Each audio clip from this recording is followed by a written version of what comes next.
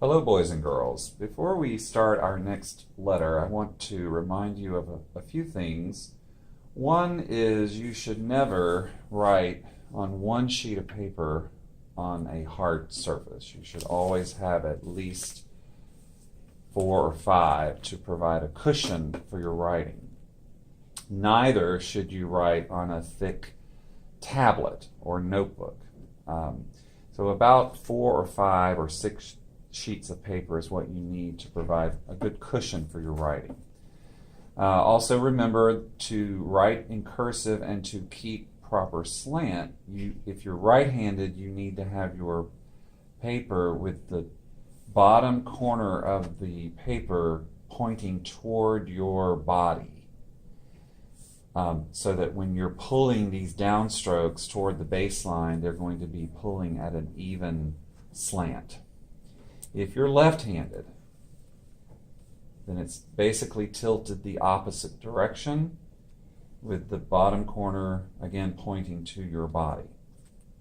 All right, so the next letter we're going to look at today is small f.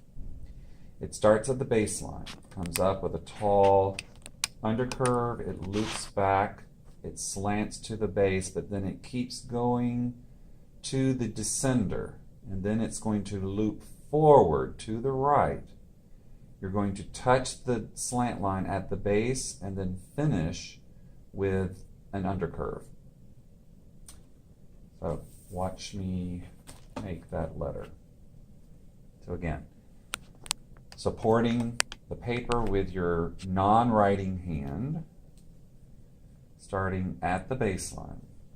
Tall undercurve, going to the headline, loop back. Slant past the baseline to the descender. Loop forward to the right, touch, and then finish with an undercurve. All right, now for a series of 3. Notice both of my arms are on the writing surface. That just provides support for your writing. So here we go. Tall undercurve to the headline. Loop back, slant, loop forward, touch. Tall undercurve. Loop back, slant. Loop forward, touch. Tall undercurve. Loop back, slant. Loop forward, touch. Finish with an undercurve stroke. Now, as I look at my writing, I'm noticing that some of the loops are not equally as wide. So hopefully when I do this again, I can try to correct that. So you want your loops, this one is probably the best of the 3.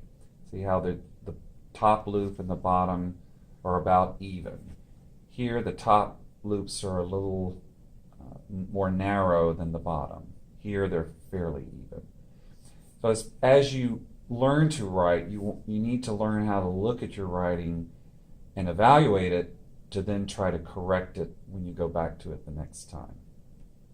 All right, one more item before we leave that letter, and that is the bottom of the small f should be the same as the bottom of small q. Notice they finish in the same way. One of the most common errors I've seen with small f is this, where a student will start out the right way, they get down below the baseline, and then they turn and go the wrong direction, and they do something like that. That is incorrect. Many, many years ago, this letter formation would have been called tall S. For instance, like in the Declaration of Independence, you may have seen the word Congress written like this, where you have a capital C, O, N, G, R, E. tall S and then going into a regular small s. Okay. So this is a double S, but you have a tall S coupled with a regular S. So that's why we never make small f like that. All right. Happy writing.